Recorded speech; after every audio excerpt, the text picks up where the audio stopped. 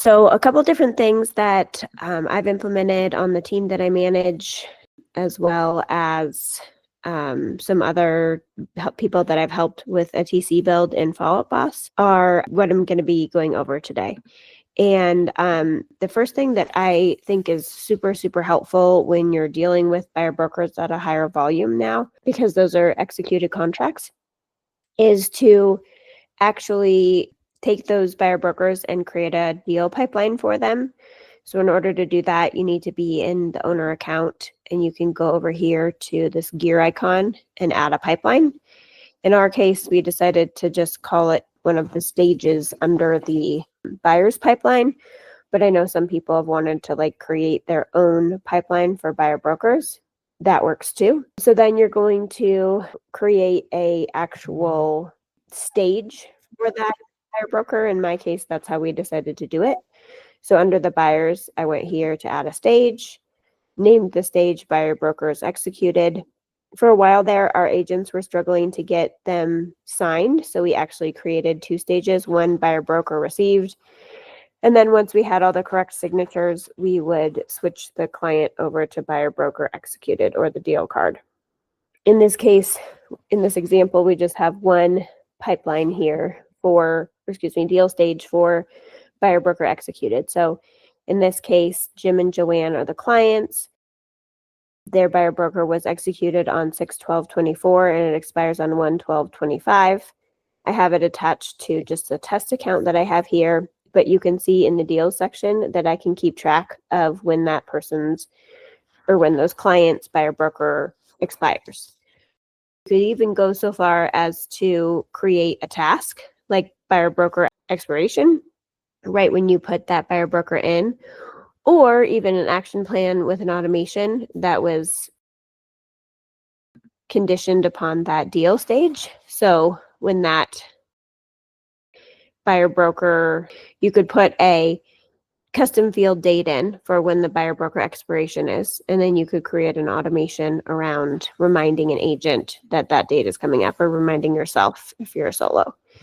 So lots of really cool stuff you can do with those buyer brokers. So that's the first place that we are keeping track of those documents for the NAR settlement. And because as our team has had to do those at a much higher level, it's been really useful. The other thing to do is in the custom field section to add in some fields for buyer broker compensation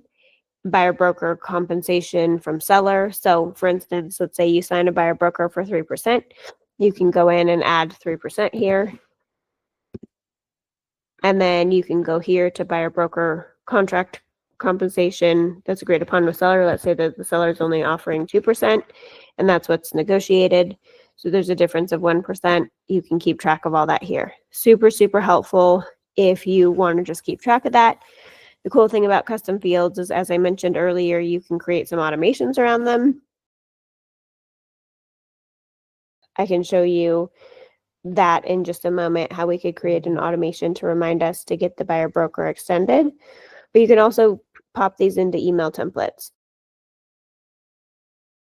For instance, over here, if I'm a TC and I'm using a template to, for instance, open escrow or send a contract over to an attorney, the buyer broker compensation field pulls up here at 3%, and the seller compensation field pulls up here at 2%. So that can be pulled into a template that goes to an attorney or a title person or escrow person to get those details. Incidentally, just as a side note, you can also put all these other custom fields into an email. So super helpful as far as keeping track of data as it pertains to different clients. So then buyer broker expiration.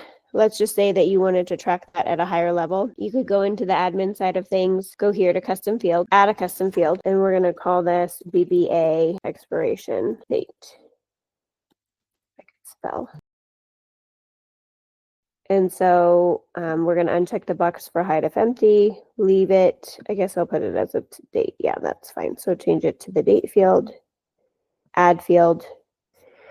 So now that field is down here, for some reason, It's a little bit funky to drag these around sometimes, but it's cooperating right now.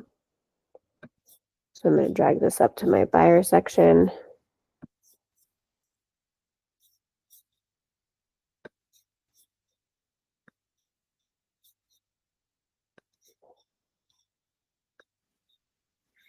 And I'm actually going to put this in the important dates section because this is really important for me to track.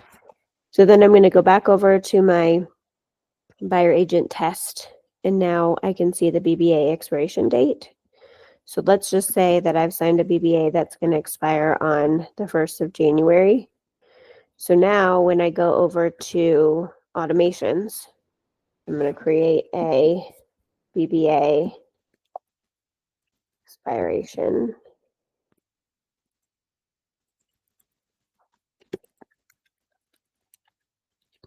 reminder. And then I'm going to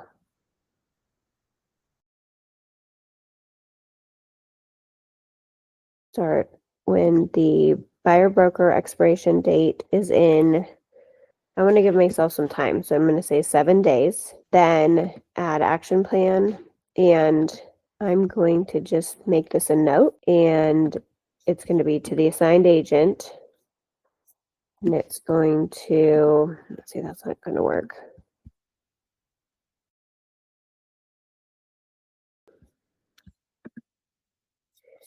See, I needed to create my action plan first. I kind of did this backwards.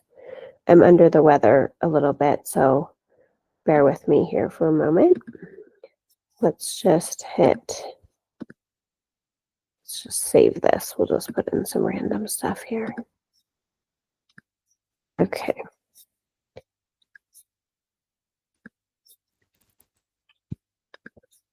Okay, so now it's going to let me save it. And I'm just going to save it for now. I don't want to enable it because I'm not quite done. So what I should have done is started with my action plan. Go here to action plan and name this BBA expiration reminder. And I usually try to name these the exact same things as whatever I do. So in this case, I'm going to create myself a task, for instance, or yeah, I think create a task. You could send yourself an email. You could do a lot of different things, but reminder BBA expires in 1 week. So then it's a follow-up. It's going to be assigned to the agent for the contact. So I'm going to hit save there. And I'm going to go back to my automations. I'm going to find that BBA that I just saved. And now I'm going to go back and change everything. So I'm going to delete what's there. Okay, calendar date. BBA expiration date is in 7 days. And then I don't really care about the note, so I'm actually going to delete that and add an action plan, BBA expiration reminder. I'm going to have this run more than one time per person in case I need it to remind me the next time it expires. Turn it on, hit save. Okay, and now that automation is saved. And I have a reminder created to let me know when the buyer broker for that client is expiring within the next 7 days. So those are just a few of the ways that we're using to keep track of the NAR settlement. And I hope this has been helpful for you.